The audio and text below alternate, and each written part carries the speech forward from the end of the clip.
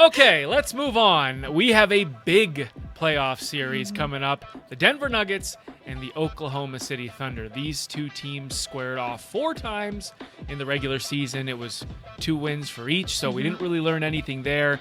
Also, guys, we're kind of in and out of the lineup, both for the Thunder and the Nuggets, so I'm not sure we can learn much from those games, Bradey, but expectation-wise, not much going on for the Nuggets. Everyone believes the Thunder will win this series. So how can Denver create an upset? Well, I think this might work in their favor. They've been talking about, honestly, even in this Clippers series, David Adelman was talking about how this team just feels doubted. They don't feel like anyone really thinks they can do much. So I think if the Nuggets own that, because yeah, they're counted out in the odds in basically every category, no one expects them to beat the Oklahoma City Thunder.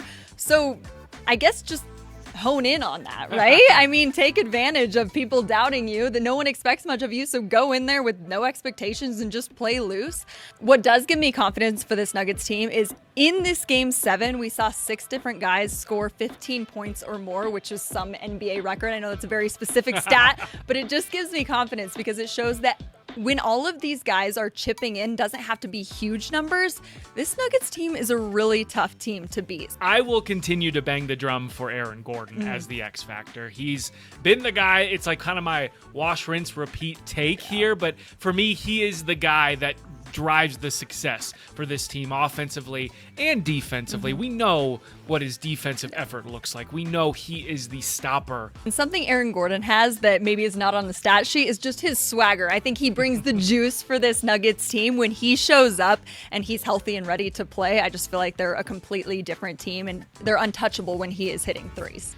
Okay, we're getting right into this thing, right? Game 1 is on Monday, which feels crazy. The Nuggets only get 1 day off. Oklahoma City hasn't played a game in 8 days. 8 is an interesting number, though.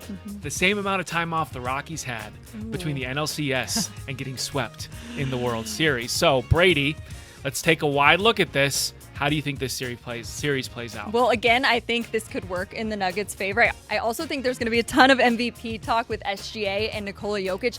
And Nikola Jokic does not care about the MVP race. I don't know SGA's take on it, but I just think that's not going to be a factor that is consuming the Nuggets at all. Another benefit.